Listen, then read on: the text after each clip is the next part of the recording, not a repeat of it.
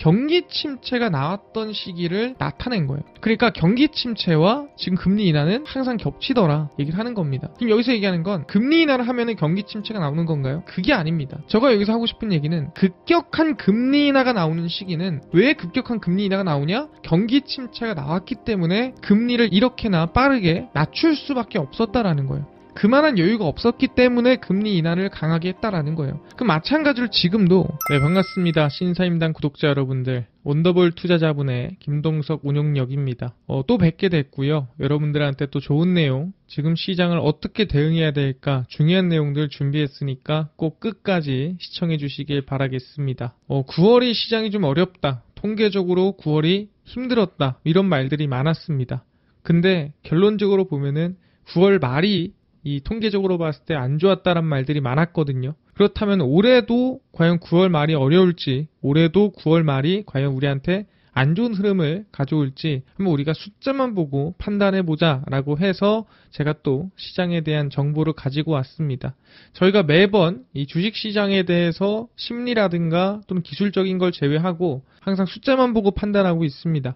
그럼 지금 시장은 어디까지 올라왔는지 숫자로 보고 다시 한번 판단해보자 말씀드리겠습니다. 그래서 한국 증시 상승 랠리 계속 이어갈까, 아니면 지금이 조금 높은 부분이고 가열된 건가 숫자를 한번 확인해보자.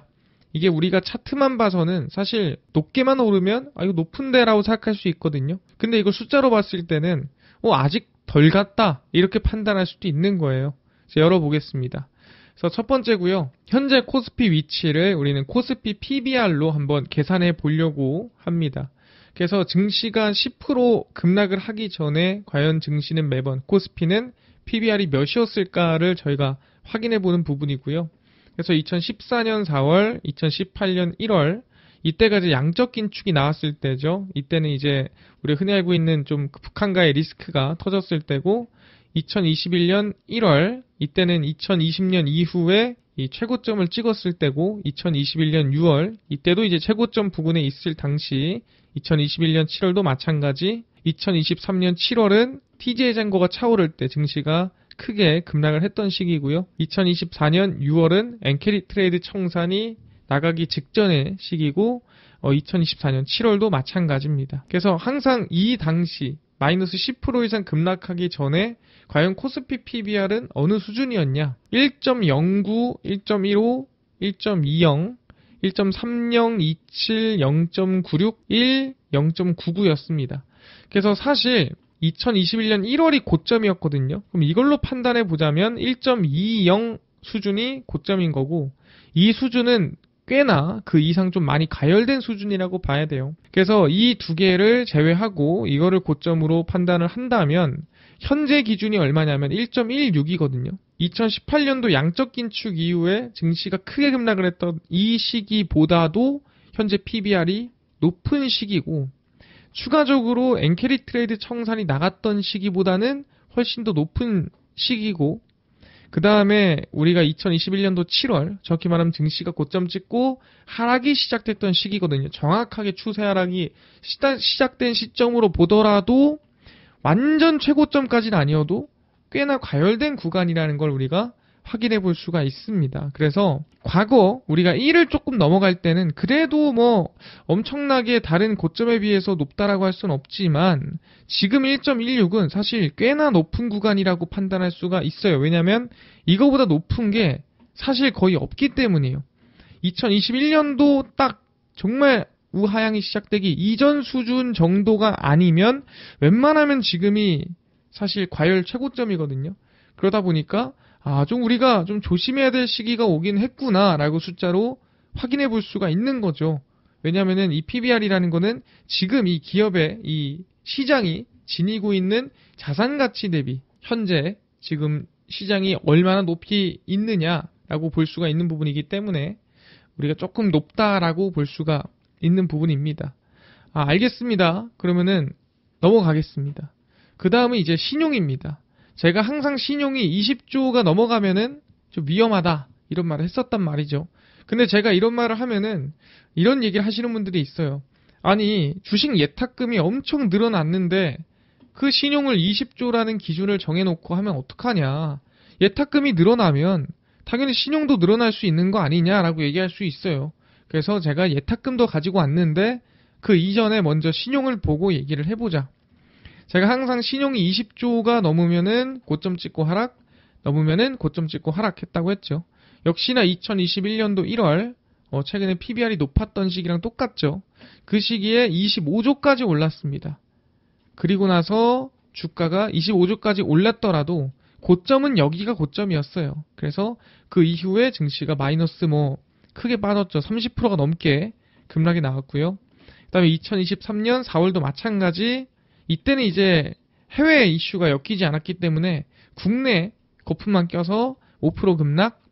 2023년 7월 TJ장고 하락 동시에 겹치면서 13% 하락. 2024년 6월 13일 엔캐리 트레이드 청산 20조 넘으면서 18% 하락이 이어졌습니다. 그리고 이제 중요한 건 현재입니다. 가장 최근에 얼마였냐? 이걸 우리가 확인해 볼 필요가 있습니다. 그래서 가장 최근 신용을 저희가 확인해 보면은 22조가 넘은 상황이라고 확인해 볼 수가 있는 상황이고요. 그래서 22조가 넘었기 때문에 지금 6월 23일부터 20조가 넘고 계속 신용이 올라가고 있습니다. 그럼 과거 통계로 봤을 때 상당히 과열된 수준이 맞다. 상당히 과열됐다라고 판단할 수가 있는 상황이죠. 아니 근데 아까 얘기한 것처럼 예탁금이 높은데 사실 신용이 22조라고 예탁금이 사실 2021년도보다도 높을 수 있는 거 아니냐. 그럼 25조가 아니라 30조까지도 갈 수 있는 거 아니냐. 이렇게 얘기할 수도 있어요. 그래서 제가 예탁금도 가지고 왔습니다. 그래서 예탁금 보시면은 현재가 얼마냐. 여기거든요. 정확히. 이 구간이 얼마냐면은 74조입니다. 근데 역대 최대치가 얼마냐. 여기거든요. 여기가 이제 2021년도 아마 5월쯤 될 거예요. 2021년 5월쯤 됐을 때 약 78조였습니다. 그러니까 아직 최고점을 돌파하지는 못했다. 하지만 거기에 준하는 수준으로 예탁금이 진짜 많이 들어오긴 했다라고 얘기할 수 있고요. 그래서 이때 신용 최고점이 얼마라고? 25조였다. 현재 얼마였다? 22조였다. 그럼 얼추 사실 예탁금 기준으로 그 비율로 본다고 하더라도 얼추 신용이 정말 최고점 부근까지 정말 목끝까지 차올랐다라고 우리가 볼 수가 있는 거죠. 여기서 조금 더 올라봐야 23조쯤 아니겠습니까? 많이 올라봐야 예탁금 기준으로 우리가 체크를 해보면 그러다 보니 저는 지금 22조 올라온 거를 20조 기준으로 체크를 해보더라도 그리고 2021년도에 예탁금 기준으로 신용을 체크해보더라도 지금은 신용이 고점이 많다. 근데 신용을 왜 얘기하냐면 신용이라는 거는 내 돈이 아니라 남의 돈 가지고 대출받아서 투자한 겁니다. 그만큼 확신이 있고 사람들이 자신감을 가지고 투자했다는 뜻이고요. 아시겠지만 자신이 너무 과하다. 너무 확신이 과하다 그러면은 보통 증시는 꺾이기 직전인 경우가 많습니다. 그래서 지금이 좀 조심해야 될 시기라고 얘기를 하는 거죠. 제가 이런 얘기를 하는 거는 팔라는 게 아니에요. 정확히 얘기하면은 이게 조심할 때고 언제 꺾여도 이상하지가 않으니 언제든 나올 준비를 하고 있어야 돼요. 지금은 꺾여도 계속 갈 거야. 꺾여도 계속 오를 거야. 3% 빠지더라도 그대로 또 끌어올릴 거야. 이런 정말 막연한 우상향을 보기보다는 이번에 만약에 꺾인다면은 그래도 조금 엄청난 폭락은 아니더라도 이번에 꺾인다면은 한 3% 수준에서는 안 끝날 수 있다. 그러니까 언제든 지금의 파티에 참여하고 있지만 언제든 내가 나올 준비를 하고 있어야 된다라고 얘기를 하는 겁니다. 그럼 추가로 몇 가지 더 보고 가겠습니다. 한국의 무역수지 추이입니다. 제가 얘기했지만 대한민국의 지수 상승의 하락은 보통 무역수지를 따라간다라고 얘기를 했어요. 2024년도에 증시가 언제 꺾였죠? 증시가 정확하게 7월부터 꺾였죠. 2024년도 1, 2, 3, 4, 5, 6 쭉 올라가다가 어떻게 됐죠? 7월, 8월에 확 무역수지가 꺾였죠. 그러면서 이 당시 엔캐리 트레이드 청산 터지면서 주가 급락세가 크게 나왔습니다. 그러니까 주가 급락이 크게 나오려면은 단지 어떤 단기적인 이슈, 단지 어떤 하나의 이슈만으로 급락하진 않아요. 추가적으로 보다 시장이 지금 이렇게 불안한 흐름, 정확히 말하면 무역수지 꺾여서 지금 수출이 불안하기 때문에 누가 툭 치면 무너질 만한 그런 상황에 악재가 터졌을 때 급락을 하는 겁니다. 그런 구간이거든요. 근데 2025년도 보시면 아시겠지만 1월부터 6월까지 무역수지가 계속 우상향이었어요. 그러다가 7월에 무역수지가 역성장했죠. 그 다음에 8월에 조금이지만 역성장했습니다. 그래서 제가 여기서 불안하게 보는 건 뭐냐면 여기서 만약에 9월 달에 무역 수지가 이거보다 낮게 나온다. 그러면 사실상 지수가 꺾일 확률이 있다라는 거죠. 그러다 보니까 제가 무역 수지에 상당히 민감하게 지켜보고 있는 구간인데 그 무역 수지가 최근에 얼마까지 나왔냐면은 무역 수지는 3번 발표를 합니다. 11일에 1일에서 10일치 발표를 하고요. 21일에 1일에서 20일치를 발표를 합니다. 그리고 그 다음 달 1일에 그 전달 한 달치를 전체를 발표를 하거든요. 근데 지금 나온 거는 이제 10일, 1일에서 10일치만 나왔습니다. 그래서 1일에서 10일치를 9월, 8월 비교를 해봤어요. 그래서 8월, 9월을 비교를 해보니 사실 10일치밖에 안 되기 때문에 이걸 가지고 우리가 한 달 전체를 확인할 수는 없어요. 근데 우리가 확인할 건 뭡니까? 6월보다 7월의 무역 수지가 안 좋았고 그 다음에 7월보다 8월의 무역 수지가 안 좋았다라는 거예요. 근데 이 무역 수지가 한국에서 중요한 이유가 뭐냐면 대한민국은 내수 국가가 아니죠. 그러니까 수출을 하지 않고 그냥 정말 나라 안에서만 사고 팔고 해가지고 먹고 살 수 있는 나라가 절대 아닙니다. 아시겠지만 수출이 잘 나가야 돼요. 근데 그 수출이 잘 나가는 건데 제일 중요한 건 뭐냐면 수출보다 수입이 많으면 안 돼요. 그럼 적자죠. 우리가 돈을 100만 원 버는데 120만 원 쓰면은 내가 사실 100만 원 버는 의미가 무슨 의미가 있습니까? 내가 1억을 벌어도 1억 2천만 원 쓰면은 무슨 의미가 있겠습니까? 마찬가지로 무역 수지는 수출에서 수입을 뺀 겁니다. 그렇기 때문에 수출을 많이 했더라도 그만큼 수입을 많이 하면은 무역 수지가 떨어질 수 있는 거거든요. 그래서 대한민국이란 나라가 해외에 수출을 많이 하고 거기에 비해서 수입을 좀 덜 해야 무역 수지가 좋아지는 거고 대한민국은 수출로 먹고 산 나라이기 때문에 무역 수지의 흑자가 클수록 기업의 성장, 국가의 성장이 나온다는 걸 아셔야 됩니다. 그러다 보니까 제일 중요한 건 뭐다? 6월보다 7월이 안 좋았고 7월보다 8월이 안 좋았기 때문에 8월보다 9월이 더 안 좋아버리면 안 되는 거죠. 그래서 확인을 해보면 8월 1일에서 10일이 어땠냐? 지금 보시면 아까 이 100만 달러일 거예요. 이 100만 달러에서 충분히 확인해보면은 지금 마이너스가 8월보다 9월이 더 안 좋은 구간이죠. 지금 보시면은 훨씬 더 지금 떨어져 있는 구간이다라고 볼 수가 있습니다. 그래서 6월보다 7월이 안 좋았고 7월보다 8월이 안 좋았는데 1일에서 10일치만 봤을 때는 8월보다 지금 9월이 더 안 좋다. 적자가 더 크죠. 무역 수지가. 그러다 보니까 뭐가 중요하다? 이제는 9월 21일에 발표날 만한 9월 20일치까지의 무역 수지가 너무 중요하고요. 그 다음에 10월 1일에 발표될 무역 수지가 너무나도 중요하다라고 볼 수가 있는 거예요. 그래서 지금 무역 수지가 9월에 8월보다 일단은 10일치까지는 역성장하고 있다라는 거. 이거는 사실상 좀 부정적인 요소라는 거. 근데 이게 만약에 20일치 한 달치를 다 봤는데 8월보다 많이 안 좋다 그러면은 증시에 영향 갈 수 있다라는 거 아셔야 됩니다. 확인했습니다. 무역 수지도 별로 좋지가 않구나. 그리고 이제 봐야 되는 거는 또 미국 기준금리 인하입니다.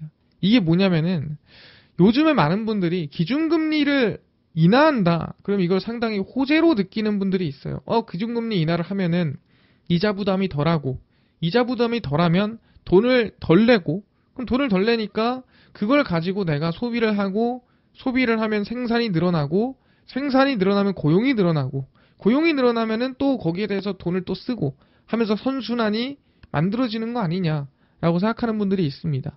근데 아시겠지만 이 기준금리라는 이 중심에서 우리 기준금리 인하를 한다. 그럼 이건 경기가 좋기 때문에 인하를 하는 걸까요? 아니면 경기가 나쁘기 때문에 인하를 하는 걸까요? 당연히 경기가 안 좋을 때 인하를 하겠죠. 얘기한 대로 경기가 너무 좋아. 그럼 굳이 그 부담을 줄여줄 필요가 있습니까? 안 그래도 지금 돈 잘 벌고 잘 살고 있는데 뭐 이자 잘 내고 하면 되는 거 아니겠습니까? 근데 지금 돈도 못 벌고 취업도 안 되고 지금 너무 어려우니까 인하를 하는 겁니다. 근데 여기서 금리 인하가 연속으로 나온다. 뭐 한 번, 두 번, 세 번, 네 번 연속으로 나온다. 지금 보시면은 이 파란 색깔이 뭐냐면은 이 금리 인하가 연속으로 나왔던 시기를 우리가 이렇게 직관적으로 확인할 수가 있습니다. 이 시기가 1990년대, 그리고 2000년대, 그 다음에 2007년, 8년대, 그 다음에 2020년대, 그래서 금리 인하가 격하게 나왔던 시기를 확인해 볼 수가 있습니다. 근데 이 금리 인하가 격하게 나왔던 시기를 보면은 우리가 좀 기억 속에 별로 안 좋은 기억이 있는 시기입니다. IT 버블, 리먼 브라더스, 그 다음에 2020년 기억하겠죠. 그래서 이 금리 인하가 격하게 나왔던 시기에 지금 회색 봉이 하나씩 서 있죠. 이 회색 봉이 뭐냐면 경기 침체가 나왔던 시기를 나타낸 거예요. 그러니까 경기 침체와 지금 금리 인하는 항상 겹치더라 얘기를 하는 겁니다. 그럼 여기서 얘기하는 건 금리 인하를 하면은 경기 침체가 나오는 건가요? 그게 아닙니다. 제가 여기서 하고 싶은 얘기는 급격한 금리 인하가 나오는 시기는 왜 급격한 금리 인하가 나오냐? 경기 침체가 나왔기 때문에 금리를 이렇게나 빠르게 낮출 수밖에 없었다라는 거예요. 그만한 여유가 없었기 때문에 금리 인하를 강하게 했다라는 거예요. 그 마찬가지로 지금도 금리 인하를 완만하게 천천히 하는 경우는 사실 이게 정말 베스트예요. 근데 여기서 미국이 금리 인하를 격하게 한다.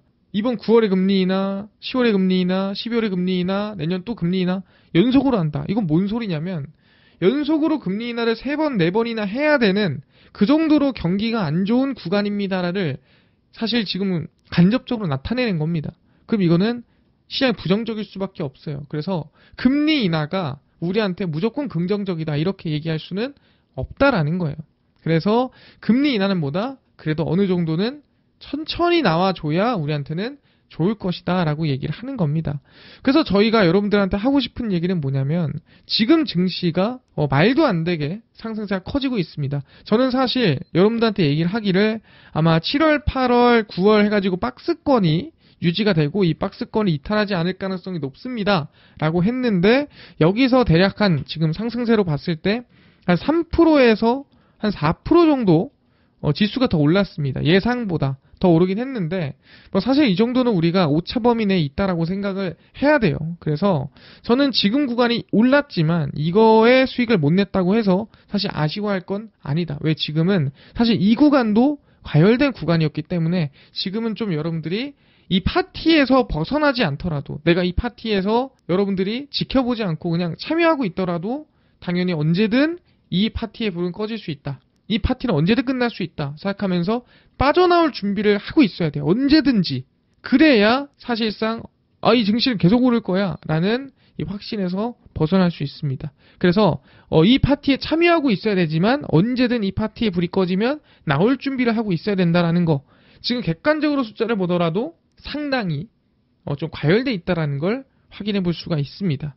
그래서 무역 수지가 발표됨에 따라서 대응해야 되고요. 그건 당연히 제가 또 신사임당 채널에 꾸준히 출연하면서 여러분들한테 정리해 드리도록 하겠습니다. 그 다음에 이제 조금 또 반대의 또 의견이나 시선을 하나 좀 보여드리자면은 이제 곧버스라고 합니다. 제가 간단하게 썼는데 이제 코덱스 200 선물 인버스 EX라는 우리가 흔히 하방에 2배수로 수익을 내는 상품이 있어요. 그러니까 마이너스 1% 지수가 빠지면 플러스 2% 수익 나는 상품을 우리는 곧버스라고 합니다. 근데 보통 이제 증시 하방에 베팅을 한 거죠. 그것도 좀 액티브하게. 근데 그 곧버스의 이 매수세를 보면은 개인, 외국인, 기관, 금융투자가 있는데 항상 우리가 좀 보는 거는 개인이죠. 개인이 과연 이 곧버스를 팔고 있냐 사고 있냐. 곧버스를 지금 열심히 순매수를 엄청 하고 있죠. 그러니까 이거는 사실상 좋지 않은 신호예요. 왜냐하면 개인들이 지금 하방을 보고 있다는 뜻이거든요. 그래서 이건 상당히 좋지가 않습니다. 그래서 이 부분은 우리가 좀 시장이 너무 많은 개인들이 하방을 보고 있는 건가 라고 생각할 수 있는데 보통 그럼 곧버스의 매도가 언제 나오냐 아시겠지만 오를 때 매도 나오지 않아요. 곧버스는 오르다가 다 물려있는 사람들이거든요. 계속 밑에서부터 물린 사람들이에요. 언제부터? 이분들은 보통 4월부터 계속 물려있는 분이에요. 4월부터 분명 샀을 겁니다.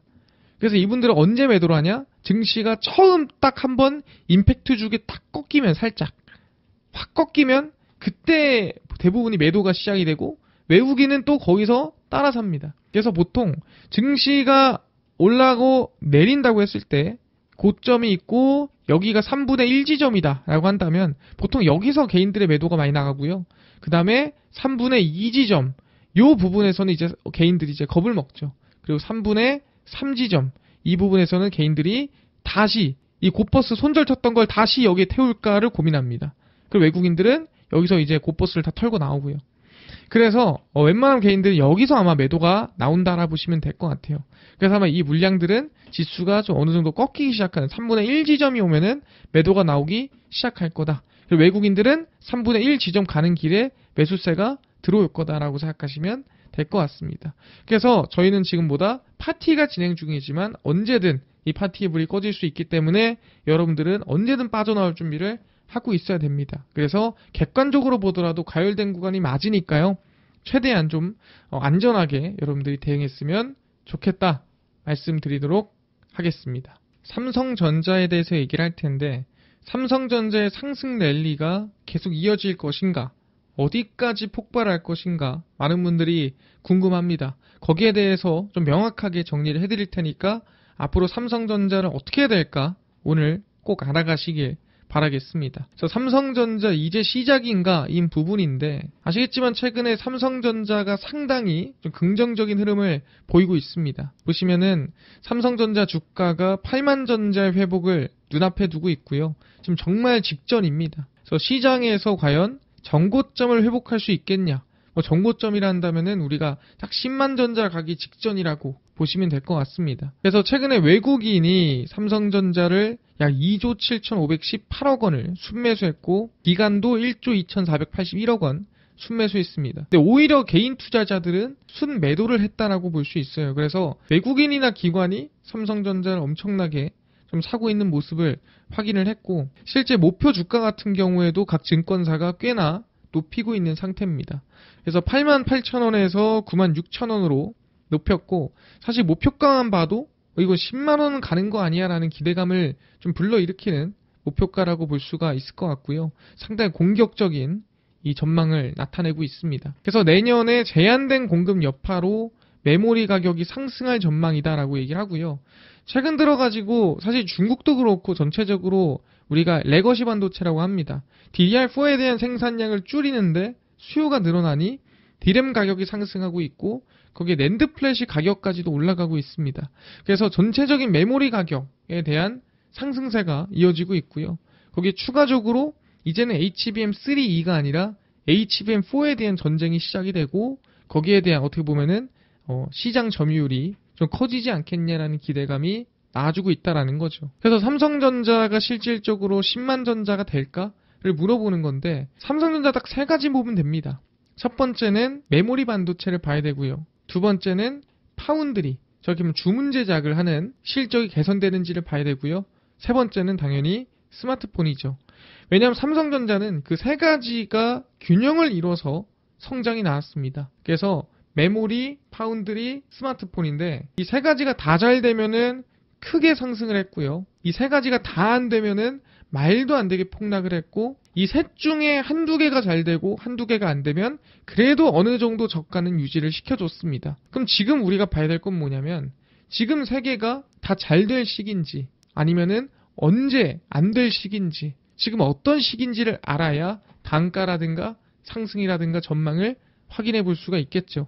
그래서 하나하나 확인해 보겠습니다. 그럼 첫 번째 가장 중요한 반도체 보겠습니다. 삼성전자 HBM이 뚫고 들어갈 구멍이 있을까 궁금하죠. 그래서 저희가 항상 HBM 볼 때는 엔비디아를 중심으로 좀 봐야 됩니다. 엔비디아가 NV링크라는 기술이 있어요. 이거는 모든 GPU들이 다른 GPU에 직접 연결이 되는 거예요. 그래서 GPU끼리 연결을 시켜서 이 능력을 어떻게 보면은 최대한 극대화시키는 능력이라 보시면 될 것 같아요. 그래서 NV링크의 연결 구성의 진가는 GB200, NV링크 72의 슈퍼칩 구성이라고 보시면 됩니다. 이게 뭐냐면은 진짜 이걸 여러 개를 합쳐놓은 겁니다. 이 모든 이 AI 가속기를 합쳐서 연결해 놓은 게 GB200, NV링크 72라고 보시면 되는데 설명을 다 드릴 거예요. 일단 GB200, NV링크 72에서 일단 GB200이 뭔지부터 봐야 되겠죠. GB200이 뭐냐? 이 슈퍼칩 모듈에는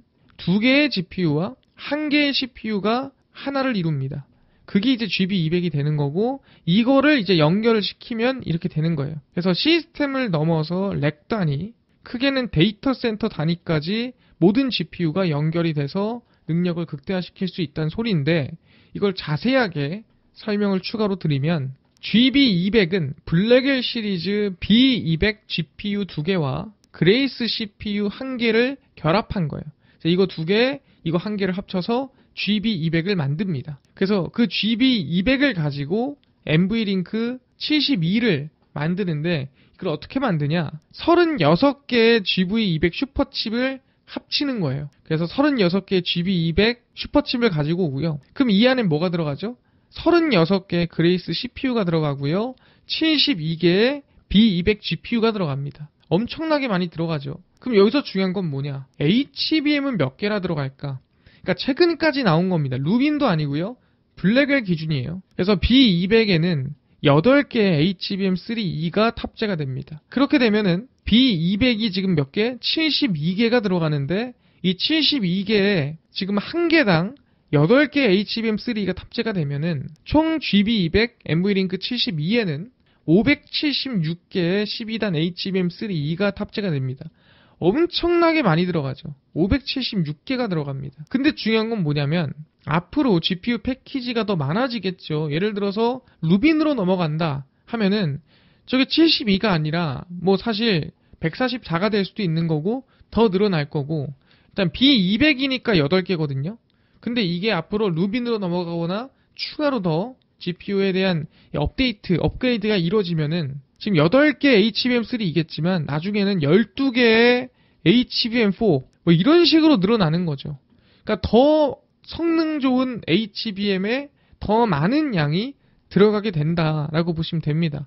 그래서 GPU 패키지가 더 많아지면 더 많은 HBM이 필요하고 결국에는 뭐가 생기겠냐? 생산량이 엄청 늘어나야겠죠. 지금이야 어느 정도 SK하이닉스라든가 1등 기업이 독점하고 있겠지만 이런 식으로 GPU 성장에 따라서 HBM에 대한 들어가는 양이 엄청 늘어나고 고도화도 늘어나는데 생산량이 엄청 늘어나야 된다라고 한다면 HBM은 질과 양이 높아지고 가격은 내려갈 겁니다. 당연하죠.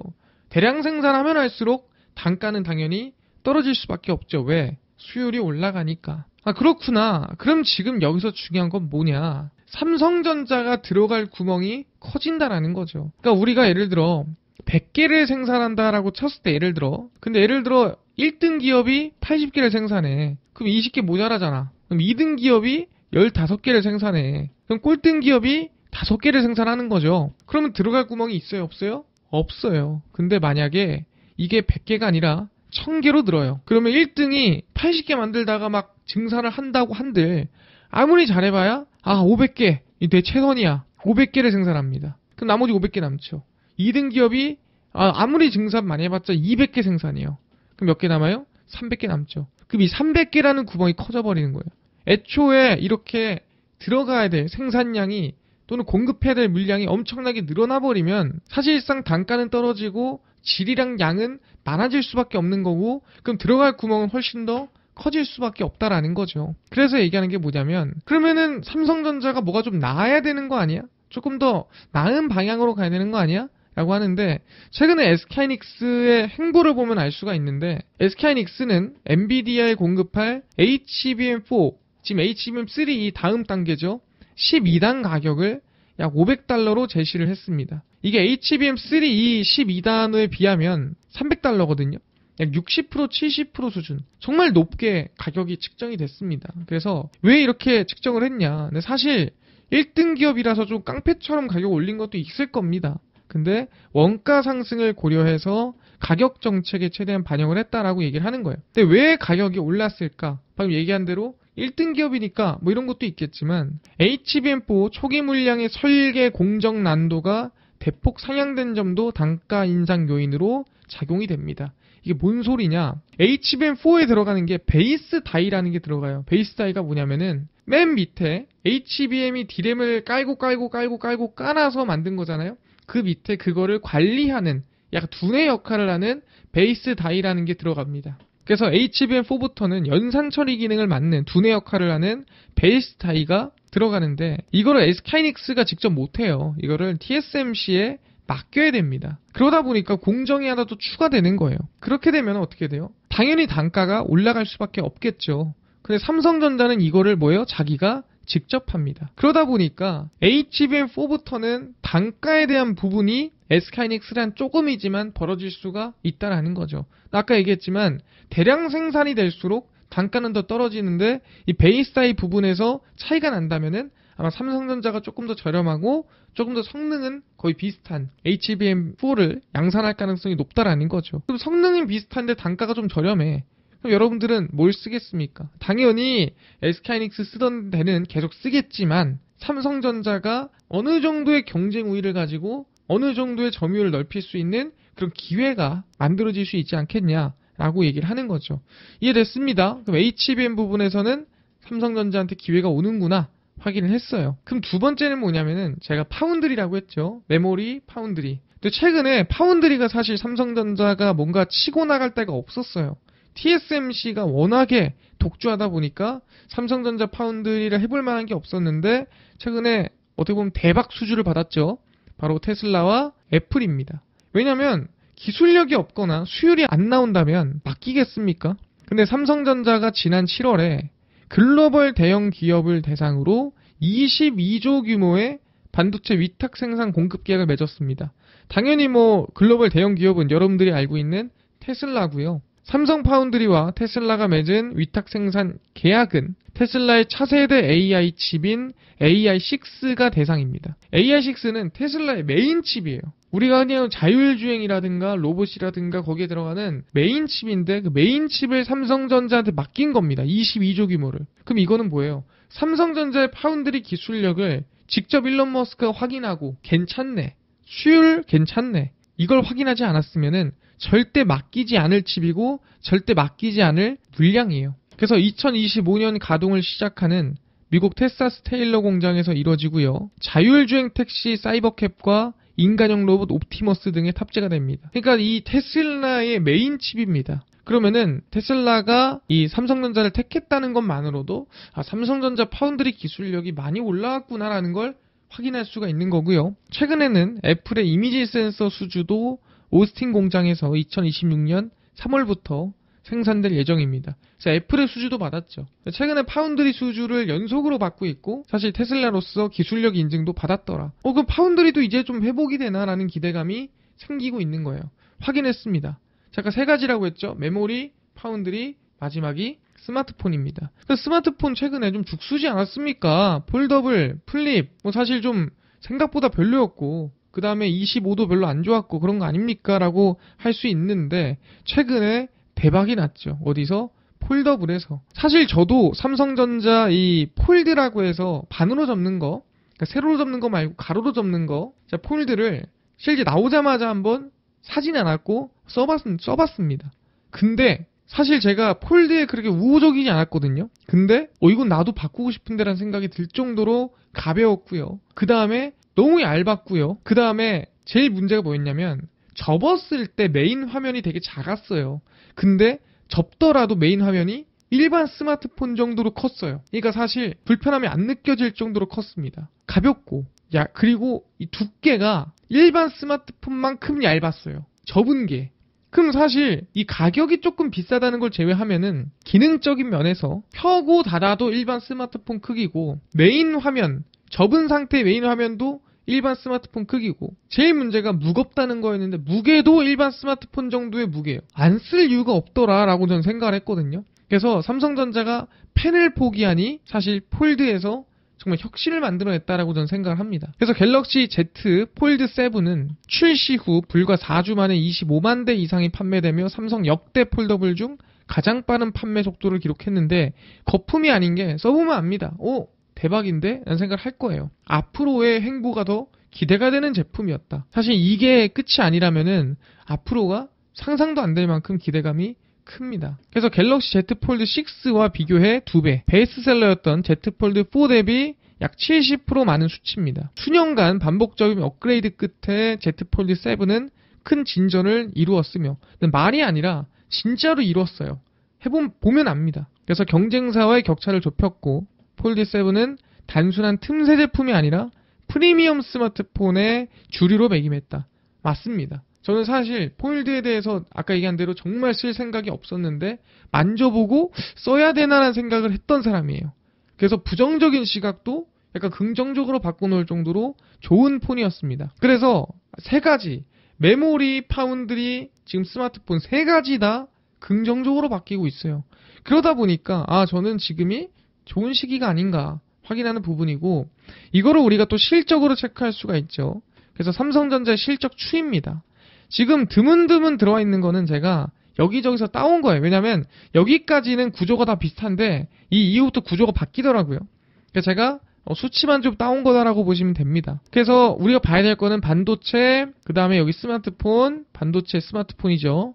그래서 확인하면 이게 파운드리고요. 이게 이제 메모리 반도체 생각하시면 됩니다. 그래서 2019, 20, 21, 22, 23 보시면은 반도체 매출액이 쭉쭉쭉 올라가요. 21, 22 호황을 가지다가 23년도에 확 죽어버리죠. 영업이익도 보시면은 쭉 올라가다가 22년도에 살짝 꺾이더니 23년도에 완전 바닥을 쳐버려요. 스마트폰도 마찬가지인 게, 스마트폰도 그냥 얼추 유지 하다가 22년도에 한번 잘 터지고, 보시면은 스마트폰 유지하면서 잘 터지면서 좀 버텼어요. 근데 23년도에 반도체가 죽을 때 스마트폰은 버텼거든요. 잘 버텼어요. 근데 문제가 뭐냐, 24년입니다. 24년도 보시면은 제일 중요한 게 이 24년도에 반도체도 중국 때문에 사실 무너졌다라고 봐야 돼요. 그리고 파운드리 같은 경우에는 실제 계속 24년도까지 흑자 유지하던 거를 적자로 돌렸고요. 메모리 반도체 같은 경우에도 흑자로 돌리긴 했지만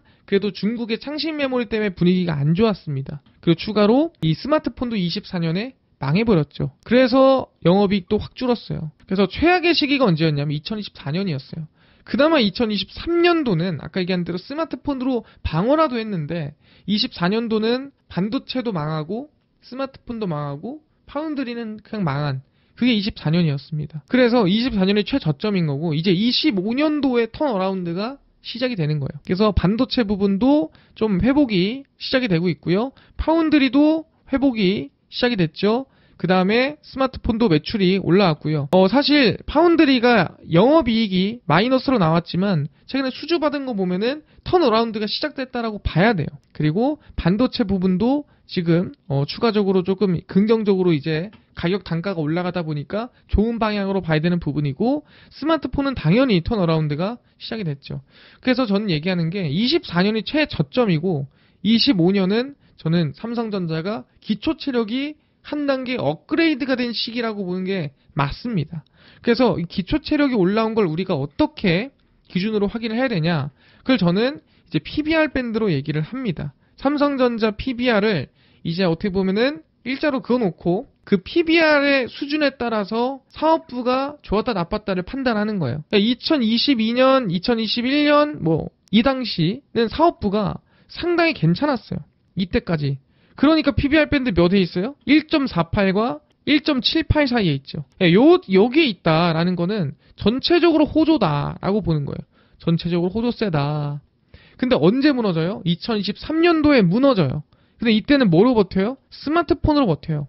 이게 얼마냐면은 1.17이에요. 그래서 1.17까지는 그래도 스마트폰을 버틴다 해서 이 안에 놀다가 언제? 세 개 다 무너집니다. 그게 언제? 2024년도.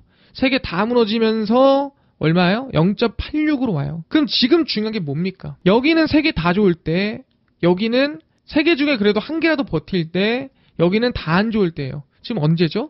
지금 여기와 여기 사이 노란색쯤 됩니다. 그러면은 지금이 얼마냐? 1.48 수준 정도 된다라는 거예요. 1.48 수준이고, 그러면 지금 어디로 가고 있는 거예요? 이 1.48을 위해서 이렇게 올라가고 있는 상황인 거죠. 여기가 이제 9만 원입니다. 지금 8만 원을 뚫고 9만 원으로 갈까 말까 지금 이런 구간에 와 있는 거예요. 왜냐면 여기를 딱 닿는 순간 세 개가 다 좋은 시기가 되는 거예요. 이 연두색 시기는 뭐냐면은 세 개 중에서 한 개라도 버티는 시기고. 그래서 저희는 여기서 봐야 되는 건 우상향을 갈 가능성이 높다라고 봐야 돼요. 그 대신에 저점을 어디로 봐야 되냐? 저점이라는 거는 혹시나 삼성전자가 올라가다가 눌린다면 우리가 언제 비중을 태워야 될까 고민하잖아요. 옛날 같았으면 우리는 5만원 깨지면 태운다라고 했어요. 왜냐면 이 0.86이 한 5만원쯤 됐거든요. 그래서 5만원 초반이나 5만원 오면 산다라는 얘기를 많이 했는데, 저는 지금 기초 체력이 올라왔습니다. 스마트폰 잘 되죠? 메모리 잘 되죠? 그다음 파운드리 잘 되죠? 그럼 저는 얼마? 1.17을 기준으로 해야 되고요. 1.17이 기준 되면은 6만원 초반이라고 봐야 돼요. 그래서 이제 여러분들이 삼성전자가 저가다라고 한다면 5만원이 아니라 이 6만원 초다. 그 정도로 기초 체력이 올라왔다라고 봐야 되고, 들고 있는 분들은 저는 계속 우상향 중장기로 보는 게 맞습니다. 근데 혹시나 들고 가다가 뭐 시장이 여러 가지 이유로 흔들릴 수 있는데, 흔들리더라도 저가는 6만원 초반으로 보시는 게 맞습니다. 왜? 기초 체력이 올라왔으니까. 확인됐고요. 그래서 결론입니다. 삼성전자가 2024년 메모리, 파운드리, 스마트폰 전부 무너졌을 때 최저점 달성했는데 그게 0.86이었죠. PBR 밴드.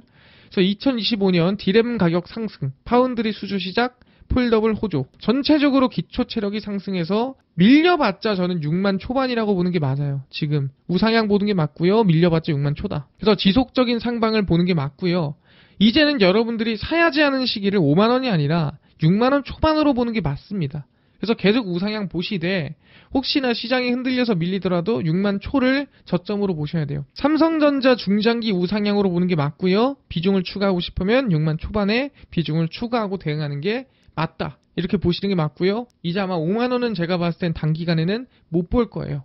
시장이 무너지더라도, 시장이 급락이 크게 나오더라도 5만 원은 못 볼 확률이 높습니다. 그래서 기초 체력이 많이 올라왔다라는 거, 삼성전자가 지금 상당히 긍정적으로 회복하고 있다라는 거, 시간이 지나갈수록 아마 사업부는 더 좋아지지 않을까 기대를 가져보도록 하겠습니다. 네, 오늘의 3부 시작하겠습니다. 일단 3부는 9월에는 그냥 로봇 2기업 무식하게 투자하세요. 세계 1위 됩니다. 우리가 로봇 기업 중에서 그렇게까지 고평가되지 않았고 앞으로 성장 가능성이 상당히 높은 기업들이 있더라라고 생각하시면 될 것 같은데, 왜 로봇에 이슈가 되고 로봇의 수급이 몰릴지, 그리고 어떤 기업이 저평가일지 하나하나 정리를 해드리겠습니다. 일단은 제일 중요한 거는 2025년 새 정부 경제 성장 전략이 발표가 났습니다. 이게 뭐냐면은 하반기에 대체 뭘 할지, 하반기에 어디에 집중할지, 이게 이제 정확하게 적혀 있는 거라고 보시면 될 것 같은데, 이게 앞으로 5년, 10년이 아니라 바로 하반기에 바로 시행할 전략이라고 생각하시면 될 것 같습니다. 그래서 들어가 보면은 첫 번째, 7대 선도 프로젝트 해가지고 지금 2025년 하반기 즉시 추진이라고 돼 있죠. 그래서 하반기에 바로 시행될 거라고 보시면 돼요. 그래서 첫 번째가 뭐냐면은 AI 로봇입니다. 범용 휴머노이드 로봇 개발, 그리고 산업 현장 실증 데이터 학습을 통해 산업용 특화 휴머노이드 개발 상용화, 그리고 물류 휴머노이드부터 선도적으로 실증 보급, 제조 건설 서비스 등 산업 전반 확산하면서 휴머노이드를 만들자. 휴머노이드가 중요하다라고 이미 지금 7대 선도 프로젝트 가장 첫 번째 올라가 있는 상태고요. 그 다음에 AI 자동차가 핵심 기술 개발, 산업 생태계 조성, 완전 자율주행 자동차 상용화 촉진입니다. 사실 우리는 자율주행 자동차도 로봇이라고 봐야 되는데, 그 일론 머스크가 그랬죠. 사이버캠이라는 이 자율주행 자동차를 보고 사실 로봇이라고 표현을 합니다. 근데 사람 모양이냐, 차 모양이냐, 뭐 이런 거죠. 그 다음에 AI 선박, 말 그대로 선박인데 AI 기술을, 뭐 선박 운항 같은 경우에도 자동으로 하게 되고, AI 가전, 뭐 TV 냉장고 아니면은 뭐 로봇 청소기에다가 AI를 탑재를 시키는 거고요. AI 드론입니다. 최근 전쟁에서는 거의 없어서는 안 될 기술력이죠. 그래서 AI 드론 부품, 운영 교통관리 시스템 개발 등등 진행을 하고요. AI 팩토리, 사실 AI 로봇, AI 자동차, AI 팩토리 세 가지는 거의 뭐 하나라고 봐야 돼요. 우리가 스마트 팩토리라고 하죠. 공장이 사람이 없더라도 알아서 자동으로 돌아가고, 수율이 안 좋으면 수율 수정하고, AI로 통계 확인하고, 뭐 이런 것들을 보시면 될 것 같습니다. 그래서 주력 제조업 특화 AI 솔루션 보급 및 AI 로봇 시설 장비, 그러니까 얘네들이 일로 들어간다라고도 볼 수 있는 거예요. 그리고 AI 반도체, 피지컬 AI의 필수적인 온디바이스 AI 반도체 확산. 이게 뭐냐면 피지컬 AI가 로봇이죠. 그래서 로봇에 들어가는 반도체를 만들자라고 하는 겁니다. 사실 지금 이 하나에 다들 엮여 있다라고 볼 수가 있는 겁니다. 그래서 하반기에 바로 즉시 추진한다라고 한다면 로봇에 대한 이 정부 정책이 가장 많을 가능성이 높겠구나, 그럴 이슈가 나오겠구나라고 우리가 볼 수가 있는 거죠. 그럼 여기서 중요한 게 뭐냐면은 쭉 내려가 보면은 하반기 주요 추진 과제입니다. 맨 위에 있는 게 뭐냐면은 그 AI 7대 선도 프로젝트 추진단 구성해서 가장 먼저 진행되는 게 이거라고 보시면 됩니다. 그래서 자율주행 등등등 있지만 결국에는 이 로봇에 관련된 이 정책이라든가 뭔가 움직임이 바로 나올 가능성이 높지 않나라고 기대해보는 상태고요. 그래서 그런지 대한민국에서 현대차가 로봇 관련해서 좀 적극적으로 나서고 있습니다. 현대차 그룹이 올해부터 4년간 약 36조 원의 투자를 진행을 합니다. 그래서 이번에 늘린 투자분은 미국 내 로봇 공장 신설과 자동차 생산 능력 강화 등 기존에 발표된 부문으로 투입이 될 예정입니다. 그래서 로봇에 대해서 꽤 진심인 모습을 보이고 있죠. 최근에 아시겠지만 현대차 공장 자체가 자동화로 많이 바뀌고 있는 상황입니다. 연 3만 대 규모의 로봇 공장 신설에도 집중할 예정으로 새로운 로봇 공장을 미국 내 로봇 생산의 허브로 자리매김하겠다. 지금 이제 이 현대차 내부에서 이 로봇에 대한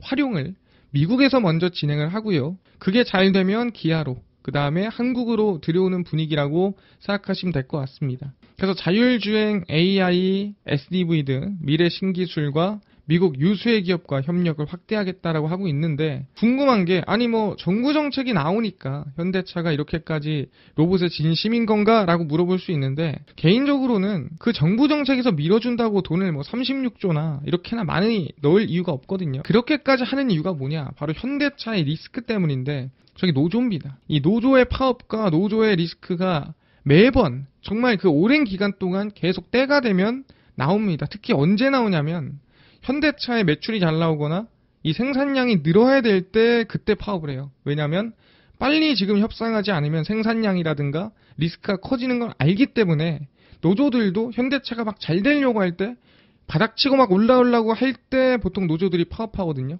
이 얼마나 스트레스가 심하겠습니까?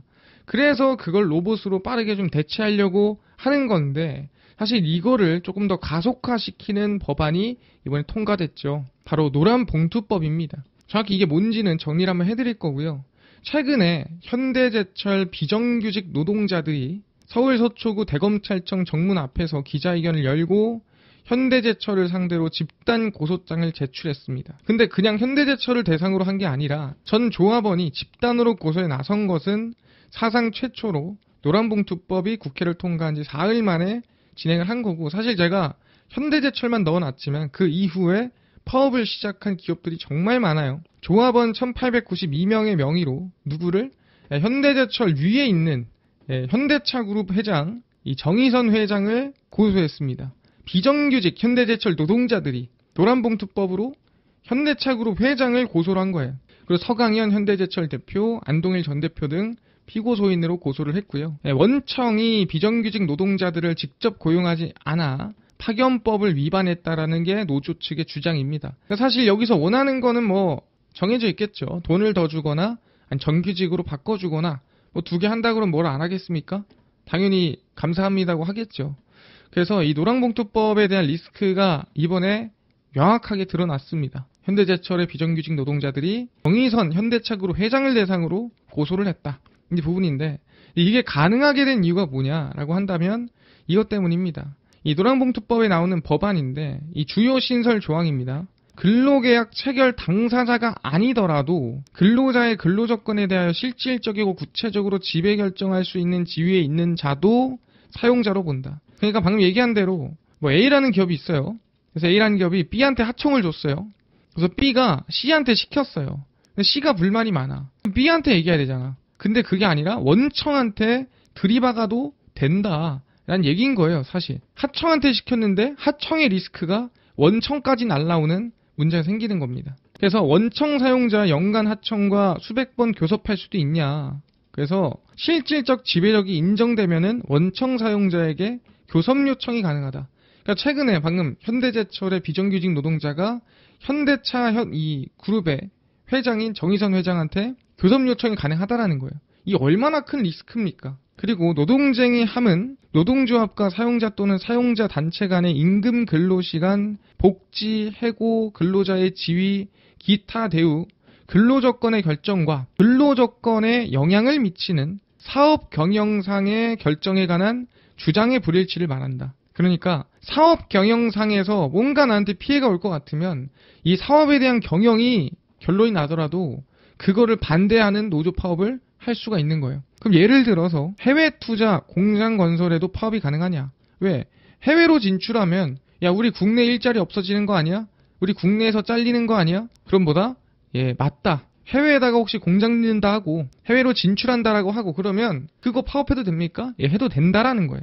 그래서 근로조건에 영향을 준다면 근로조건이라는 게 내가 혹시 잘릴 수도 있지 않냐. 해외로 나간 공장들 때문에 이 국내에 있는 공장들이 없어질 수도 있는 거 아니냐. 뭐 이렇게 확인이 된다면 이거를 가지고 이 경영상의 결정을 가지고 딴지를 걸 수 있는 겁니다. 그럼 사실 이런 리스크를 쥐어가면서 하청 노동자 쓰고 이런 리스크를 가져가면서 사실 지금 이 고용을 할 이유가 있느냐. 사실 점점 하기가 싫어지는 거예요. 왜냐면은 뭐 하면 딴지 걸고 저거 하면 딴지 걸고 계속 딴지를 걸 바에는 야 그냥 로봇 쓰자. 야 뭐하러 이거 사람 쓰냐. 뭐 이런 느낌으로 갈 확률이 높다라는 거죠. 실제 현대차는 그게 흘러가고 있고요. 그러다 보니까 로봇에 대한 성장 기대감, 거기에 정책까지 이어지고 있다라고 보시면 될 것 같습니다. 이해가 됐습니다. 그래서 이 현대차가 로봇을 분명 쓸 거란 말이죠. 근데 어디 걸 쓰겠냐? 당연히 현대차가 가지고 있는 이 보스턴 다이내믹스라는 미국의 로봇 기업을 가지고 거기 안에 있는 아틀라스, 그 다음에 스팟, 그 로봇들을 활용할 가능성이 높습니다. 근데 그 로봇을 많이 활용을 하면 누가 이득을 보냐? 현대차에 대한 생산 능력, 그 다음에 노조에 대한 리스크를 해소시킬 수 있지 않느냐라고 하겠지만 결론적으로 돈을 많이 버는 기업은 현대 오토에버라고 보시면 될 것 같아요. 왜 그러냐면 현대 오토에버는 보스턴 다이내믹스가 개발 생산하는 로봇 제품에 대한 유통과 유지 보수, AS 사업 전반을 담당할 예정이다라고 써있죠. 현대모비스의 사업을 까보면 알 수 있습니다. 매출은 주사업에서 많이 나와요. 한 5분의 1 정도가 AS 사업에서 나오거든요. 근데 영업이익을 열어보면은 대부분의 이익이 AS에서 나옵니다. 왜냐면 서비스이기 때문에 원가라든가 사실 비용 들어갈 게 없어요. 그러니까 대부분이 순이익으로 잡힐 가능성이 높습니다. 그래서 현대오토에버도 이게 매출이 엄청 크지 않을 거예요. 근데 순이익이 많이 잡힐 가능성이 높다라는 거죠. 그래서 로봇 제품의 경우 보스턴 다이내믹스 사족 보행 로봇 스팟이 자동차 조립 품질을 검사하는 AI 키퍼로 활용이 되고요. 부품 운반 로봇과 주차 로봇 1000여 대 로봇이 투입이 됐고 엘라베바라든가 기아 조지아 공장에도 뭐 실제 미국 현대차 전기차 전용 공장에서 써보니까 괜찮던데? 활용도 나쁘지 않던데? 라고 한다면 뭐 여기도 넣어보자 라고 할 가능성이 높다라는 거죠. 그래서 직원과 로봇, 소프트웨어 중심 스마트 팩토리 공정이 조합된 현대차 그룹의 최신 공장 체계 구축은 현대오토에버가 담당합니다.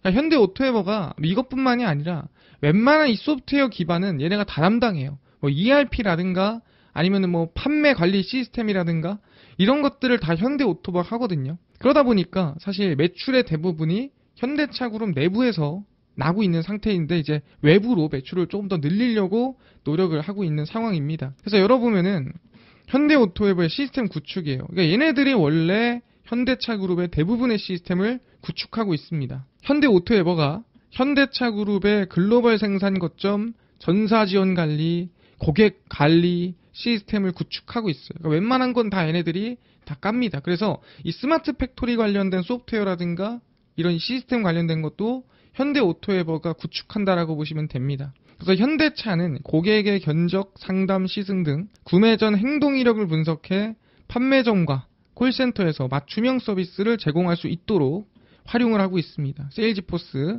이제 고객 관계 관리입니다. 활용하고 있는데 뭐 당연한 거죠. 예를 들어서 고객이 산타페를 뭐 견적을 맡겼어. 다음에 사러 올게요. 그 다음에 뭐 시승 한번 타봤어. 산타페. 그 다음에 다음에 올게요 해. 그러면은 그 사람한테 갑자기 승용차를 권한다라든가 소형차를 권하면 되겠습니까? 그러면은 결제율이 떨어지겠죠. 그럼 그 사람한테 산타페에 집중적으로 최근에 산타페가 이런 이벤트가 나왔고 지금 산타페가 이런 상황에서 이걸 넣으면은 가장 효율적이고 그리고 산타페 전용 특별 상품이 나왔습니다. 이런 식으로 사실 뒤에 적혀있는 것들을 통해서 타겟팅이 가능하겠죠. 그래서 현대차가 미국 법인과 시설을 확장하면서 ERP 이상의 다양한 시스템 구축 기회를 얻을 수가 있고 이미 현대오토에버는 현대차 그룹 싱가포르 글로벌 혁신센터에 세일즈포스 이 고객관리 제품을 도입을 해놨습니다. 그래서 애초에 지금 현대차의 대부분 시스템 소프트웨어는 현대오토에버가 구축하고 있는 상태인데 단순히 이것 때문에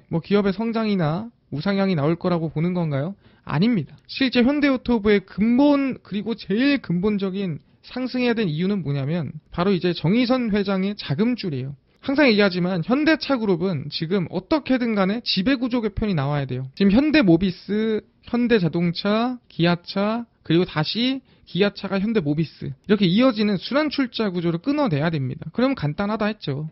기아차가 갖고 있는 현대모비스 지분을 정의선 회장이 사가면 끝나요. 근데 이 돈이 있냐 이거죠. 없어요. 그러다 보니까 여기저기서 돈을 어떻게든 끌어와야 됩니다. 자, 정의선 회장의 순환출자 구조 해소와 이를 위한 자금 마련이라는 숙제를 해소시켜줄 키 중 하나가 현대오토웨버예요. 그러니까 얘가 100% 혼자서 해결할 수 있느냐? 불가능합니다.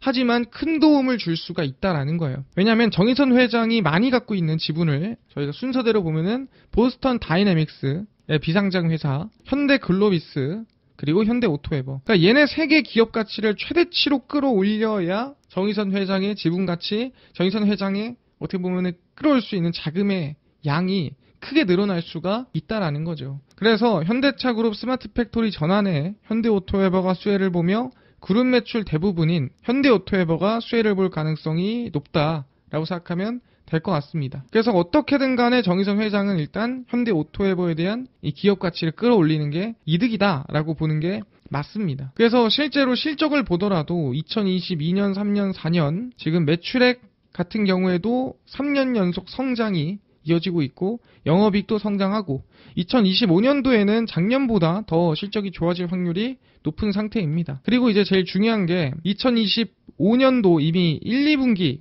영업이익이라든가 매출액을 봤을 때 충분히 작년보다 더 나올 가능성이 높은 흐름이 나와주고 있습니다. 그러다 보니까 이미 1, 2분기 상반기가 잘 나오고 있다라고 한다면 하반기까지도 기대해 볼 수 있는 구간이 아닌가 생각하거든요.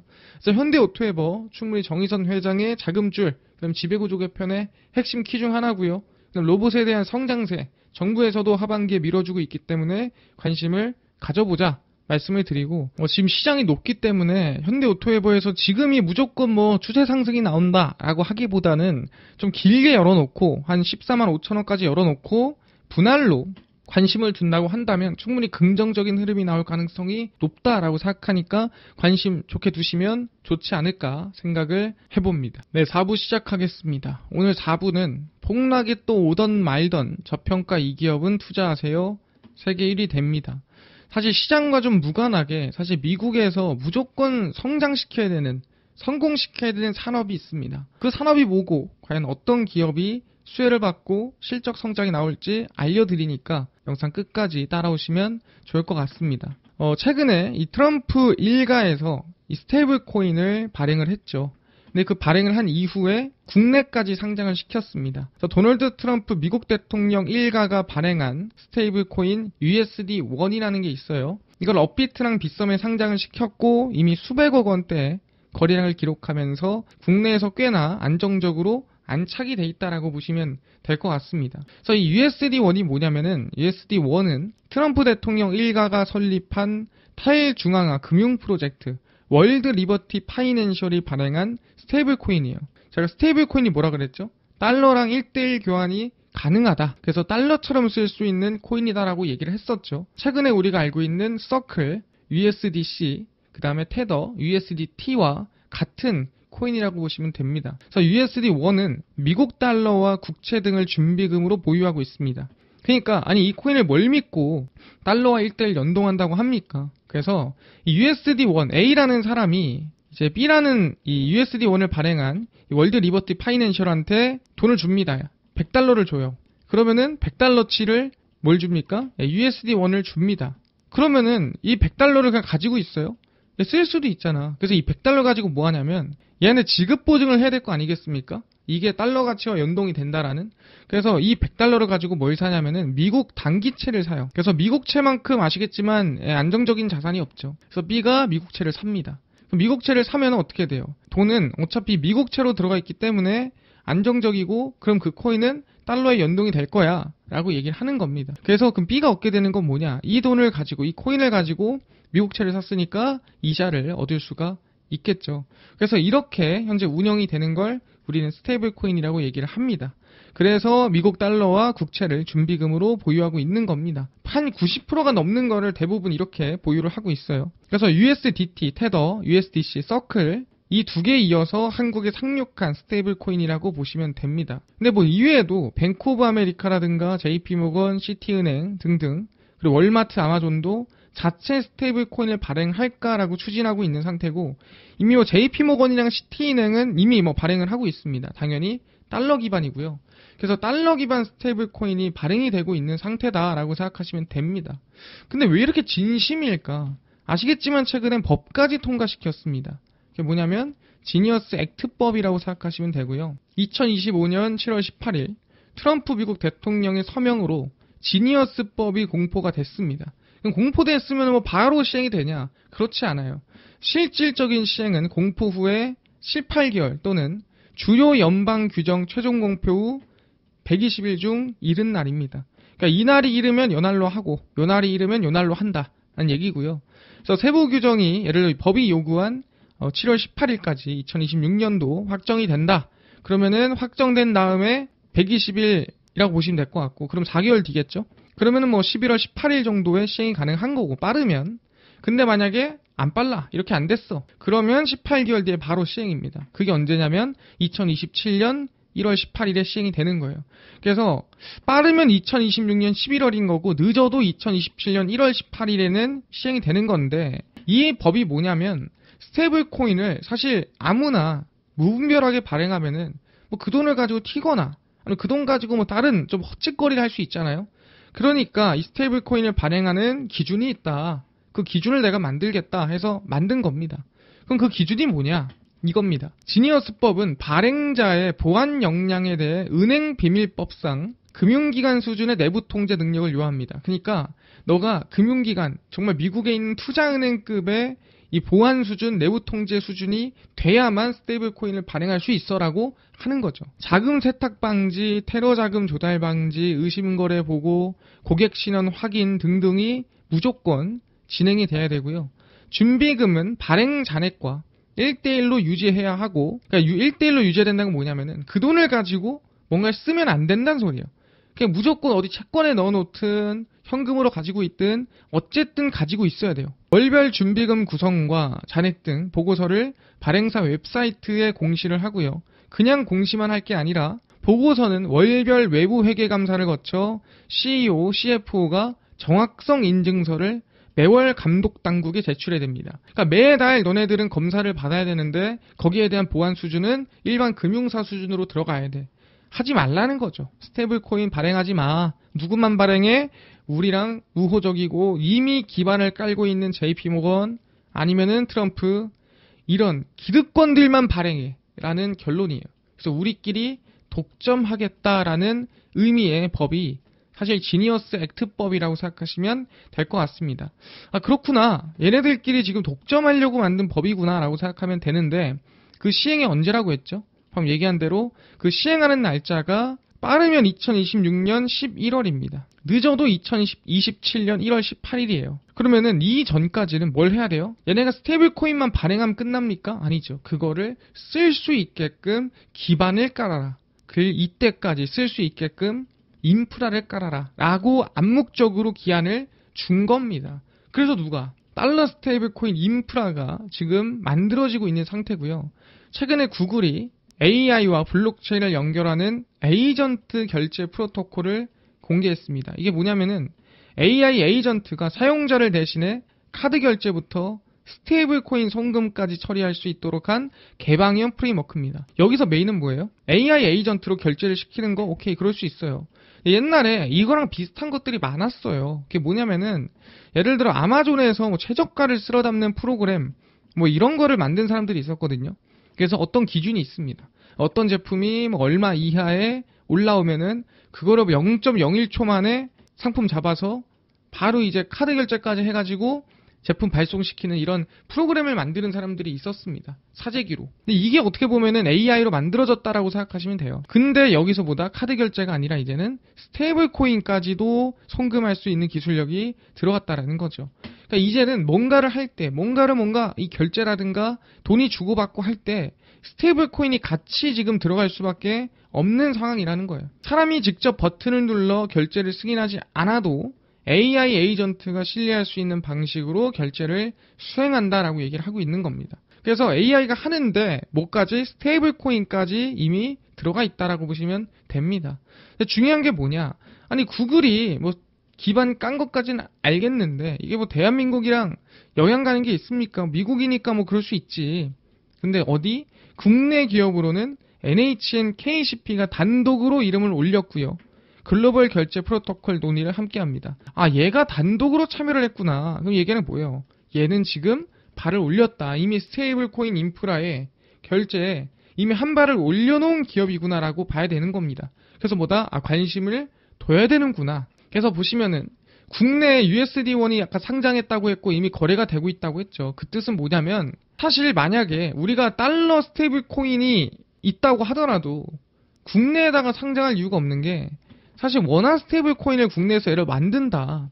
그러면 원화 스테이블 코인 중심으로 가야죠. 근데 이 원화 스테이블 코인을 만들기 전에 이미 USD1 서클 테더를 국내에다가 박아놨다라는 건 뭔 소리냐면 야 너네 원화 스테이블 코인 만들지 말란 소리고 너네들이 해야 될 일은 우리가 만들어 놓은 스테이블 코인을 활용할 수 있는 인프라 구축을 하는 거야 라고 암묵적으로 압박을 넣었다라는 거죠. NHN KCP는 올해 2분기 기준 PG 거래액 점유율 27%를 기록하고 있는 PG 중에서도 그 상위에 있는 기업이라고 볼 수 있습니다. PG가 뭐예요? 말 그대로 우리가 뭔가를 카드 결제를 할 때 뭐 삼성카드, 국민카드, 현대카드 막 떠 있잖아요. 예, 거기가 바로 PG사입니다. 그래서 기존 금융 인프라와 블록체인을 연결하는 결제 송금 정산 서비스를 제공하며 초기 가맹점 확보와 유통 확산을 담당할 것이다. 그래서 실제 NHN KCP가 이 스테이블 코인 결제 관련해서 좀 인프라를 구축하기 위한 준비나 기대감을 가지고 있는 상태입니다. 실제로. 그래서 국내에서 스테이블 코인이 실질적 결제 수단으로 가능하기 위해서는 가맹점 접점 측면에서 PG와 VAN 시스템과 연계가 선행돼야 돼요. VAN이 뭐예요? 말 그대로 우리가 이 가게를 가면은 그 찍는 결제하는 게 있잖아요. 그게 VAN입니다. 그래서 그 VAN에서도 스테이블 코인 결제가 가능해야 되고 온라인에서도 PG 결제가 가능해야 되고 온라인, 오프라인 둘 다 실제 이 스테이블 코인 시스템이 만들어져야 결제할 수 있는 거 아니야? 맞다라는 거죠. 그래서 이거 두 개 다 할 수 있는 곳이 어디냐면은 NHN KCP고 이미 아까 구글에도 참여를 했고 그래서 충분히 스테이블 코인 인프라를 까는 기업으로서 좀 핵심적인 역할을 할 수 있지 않겠냐라는 기대감이 나오고 있는 거죠. 실제로 비자가 서클과 협력해서 USDC 기반 결제 정산 시스템을 자사 카드망에 통합한 사례와 융합합니다. 그래서 비자가 이미 서클이랑 협력을 해서 서클로 결제를 할 수 있게끔 도와주고 있거든요. 이거랑 실제 NHN KCP가 국내에서 뭐 USD1이든 서클이든 테더든 결제할 수 있게끔 기반 깔아주는 거랑 같은 거다라고 보시면 될 것 같아요. 원화 스테이블 코인이 아니라 달러 스테이블 코인이 상장이 됐고 달러 스테이블 코인을 사용할 수 있게 되는 겁니다. 아 그렇구나. 여기까지 이해가 됐고요. 실제로 NHN KCP 스테이블 코인 결제 인프라를 보시면 PG, VAN 사업뿐만 아니라 글로벌 지급 대행과 정산, 선불업으로 영역을 확장하고 있고요. 클라우드 마켓플레이스에서 지급 대행은 해외 셀러에 대한 스테이블 코인 정산으로 이어질 수 있는 사업이다. 그래서 제가 항상 얘기하지만 이 달러를 주고받는 일은 정말 쉽지 않아요. 국외로 보내고 받는 게 시간도 오래 걸리고 복잡하죠. 근데 이거를 코인으로 바꾸면 24시간 365일 언제든지 시간 관계없이 지금 바로바로 주고받을 수 있게 되는 겁니다. 이게 얼마나 경제적이에요. 그러다 보니까 실제로 나쁘지 않은데 하고 쓸 수가 있는 거고 얘기했지만 원화를 매도를 하고 예를 들어 달러로 넘어간다. 그럼 이거는 원화에 대한 가치가 떨어지는 거고 달러에 대한 가치가 올라가는 거예요. 그럼 환율이 크게 상승하겠죠. 근데 환율에 영향을 안 주고 실제 달러를 쓰고 싶으면 원화를 가지고 그냥 스테이블 코인을 사면 돼요. 환전이 아니라 스테이블 코인을 사면은 환율에 영향이 없죠. 그러니까 차라리 뭐예요? 굳이 환율에 영향 줄 바에는 원화로 스테이블 코인 사서 달러랑 똑같이 온라인이든 오프라인이든 사용하면 편하다라는 거죠. 그래서 제조업 무역대금 결제 사업은 글로벌 기업의 스테이블 코인 기반 내부 정산으로 발전할 수 있다. 아까 얘기한 대로 365일 24시간 결제가 가능하다고 하면은 사실 너무 편하겠죠. 그래서 안정화, 그 다음에 보안만 제대로 되면은 문제가 없다. 스테이블 코인 생태계 형성 시 유망 영역인 글로벌 송금 정산에서 두각을 나타내지 않겠느냐 기대감을 가지고 있는 거고, 실제로 NHN KCP가 준비를 하는 것도 있습니다. 그래서 제일 중요한 게 뭐냐, 아니 이거를 그냥 말로는 할 수 있고 준비는 할 수 있지만 실제로 국가 차원에서 또는 뭐 은행들이라든가 뭔가 이거를 준비하고 시행하는 게 있어라고 물어볼 수 있죠. 실제로 한일 스테이블 코인 송금 1단계 검증에 이번에 진행을 했습니다. 그래서 신한은행을 주구로 해서 일본 도쿄에서 열린 보고회를 통해 한일 국경 간 스테이블 코인 송금 프로젝트, 그리고 프로젝트 팍스라고 하고요, 1단계 기술 검증에 성공을 했습니다. 그래서 일본 측 프로그멧, 데이터 체인과 한국의 페어스 케어랩, 그리고 한국 디지털 자산 수탁, NH농협은행, K뱅크 등 신한은행이 참여를 해서 만든 프로젝트 팍스고요.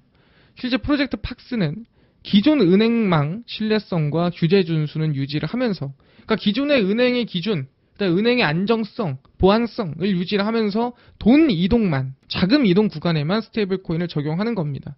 그러다 보니까 뭐예요? 해외로 돈을 주고받고 할 때 더 빠르고 간편하고 그 다음에 시간 지체 없이 보낼 수 있는 게 스테이블 코인이니까 이거를 은행 기반으로, 은행망 기반으로 스테이블 코인을 주고받아 본 거예요. 근데 실제로 달러를 주고받는 것보다 얼마나 간편하고 얼마나 빠르겠습니까? 그래서 이번에 시도를 해봤다. 그래서 거기서 제일 중요한 건 뭐다? 신한은행은 송신, 수신은행 역할을 모두 수행하고 환율 시뮬레이션, 정보관리, 외환 리스크 최소화 등등등 안정성을 담당을 한 거죠. 그래서 안정성이 보장돼 있는데 그 스테이블 코인으로 주고받을 수 있다? 그럼 사실 많은 해외 송금 거래자들은 스테이블 코인을 쓸 확률이 높겠고, 그거를 원화 스테이블 코인 쓸 사람 있겠습니까? 기초통화도 아닌데 당연히 달러 스테이블 기반으로 할 가능성이 높고, 이제는 이 스테이블 코인을 발행하는 게 아니라 이 스테이블 코인에 인프라를 깔아주는 기업이 성장할 가능성이 높다라는 겁니다. 그래서 NHN KCP의 실적을 보면은 상당히 긍정적이에요.